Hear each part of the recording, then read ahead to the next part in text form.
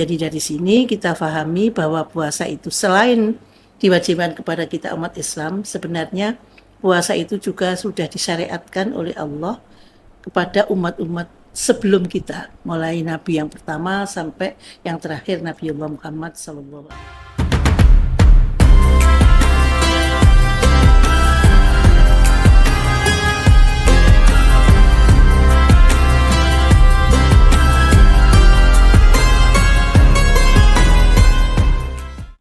Assalamualaikum warahmatullahi wabarakatuh. Ibu-ibu Waalaikumsalam. muslimah yang dirahmati Allah. Alhamdulillah kita hadir di Mutiara Ramadan Hikmat Muslimat PW NU Jawa Timur. Kita hadir bersama yang terhormat Ibu Nyai Masrurah Wahid. Luar biasa di tengah-tengah kesibukan beliau yang luar biasa berkenan menyempatkan hadir di sini. Tentu saja mari kita simak apa yang beliau sampaikan terkait dengan puasa, karena kita sekarang konteksnya puasa ya Bu Nyai. Sudah hari keberapa kita ini Bu Nyai? Hari ke-6 ya. Alhamdulillah sehat selalu ya Bu Nyai. Alhamdulillah. Luar biasa, aktivitas beliau banyak sekali. Kita ingin tanya sebenarnya Bu Nyai, mengapa sih kita umat Islam ini harus berpuasa? Ya. Assalamualaikum Apakah itu umat Islam saja ya. Terima kasih Bu Zumratul Mukafa, Pak Profesor yang sebenarnya sibuknya luar biasa, tapi masih sempat kita berdialog hari ini, mudah-mudahan manfaat untuk semuanya. Amin, amin. Para pemirsa dan ibu-ibu sekalian serta masyarakat khalayak yang kami hormati, puasa itu sebetulnya bagi umat Islam merupakan kewajiban pokok selain sholat, termasuk rukun Islam. Yang pertama baca syahadat, yang kedua sholat, ketiga zakat, keempat puasa Ramadan, dan kelima haji ke Baitullah. Jadi betapa pentingnya puasa itu bagi umat Islam karena oleh Allah dikategorikan pada rukun Islam. Dalam surat Al-Baqarah kalau nggak salah ya, Allah berfirman yang berbunyi, ya ayyuhalladzina amanu kutiba alaikumusiyam kama kutiba alal ladzina min qablikum la'allakum tattaqun. Di sana Allah berfirman bahwa Dia yang maha tinggi, yang maha segalanya, telah mengatakan kepada kita sekalian, wahai orang-orang yang beriman, diwajibkan atas kamu sekalian untuk berpuasa. Kutiba alaikumusiyam kama kutiba alal ladzina min qablikum. Seperti halnya diwajibkan kepada kaum sebelum kamu semuanya. La'allakum tattaqun, agar kamu sekalian menjadi orang yang takwa kepada Allah Subhanahu wa taala. Jadi dari sini kita fahami bahwa puasa itu selain diwajibkan kepada kita umat Islam, sebenarnya puasa itu juga sudah disyariatkan oleh Allah kepada umat-umat sebelum kita, mulai Nabi yang pertama sampai yang terakhir Nabiullah Muhammad SAW. Jadi bukan hanya umat Islam.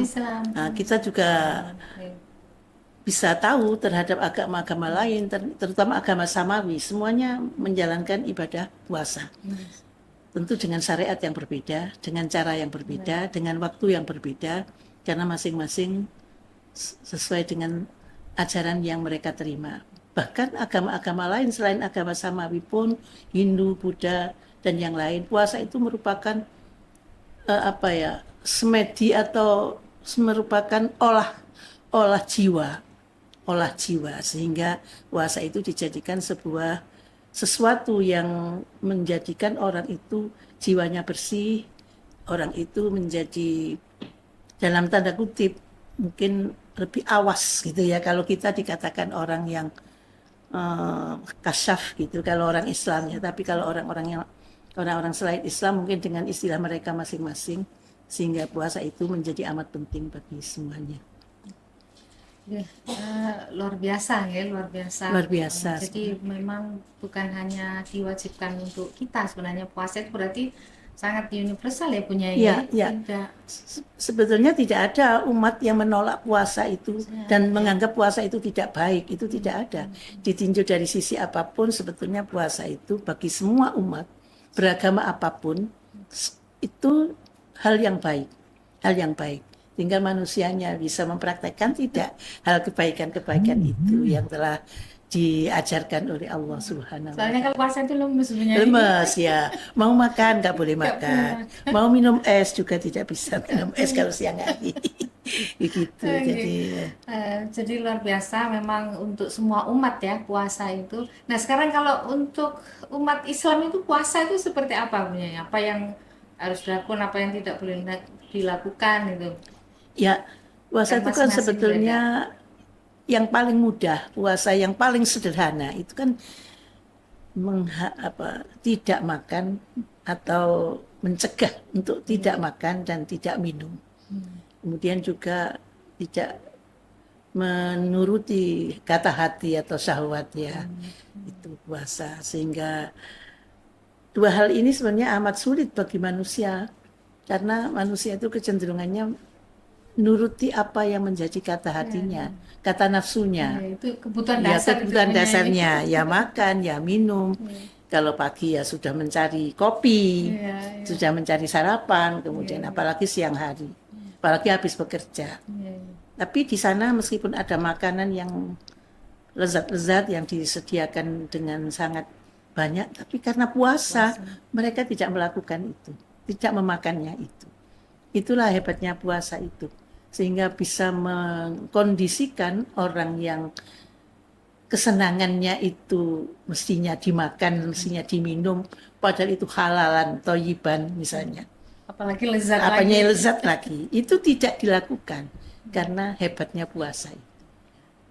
Nah, karena itu ketika hal itu sudah dilakukan, endingnya adalah tatakun tadi itu. Berarti sudah bisa mengendalikan nafsu, mengendalikan diri, mengendalikan keinginan-keinginan duniawi, maka endingnya mereka akan mengejawantah menjadi orang yang tatakun, takwa kepada Allah. Mudah-mudahan kita bisa sampai ke situ ya punya. Dengan Mudah-mudahan puasa dengan kita puasa jadi kita orang yang menjadi orang yang bertakwa. takwa, betul. Jadi bukan sekedar mengendalikan nggak makan siang, nggak minum siang, tapi tujuannya adalah supaya menjadi orang yang takwa.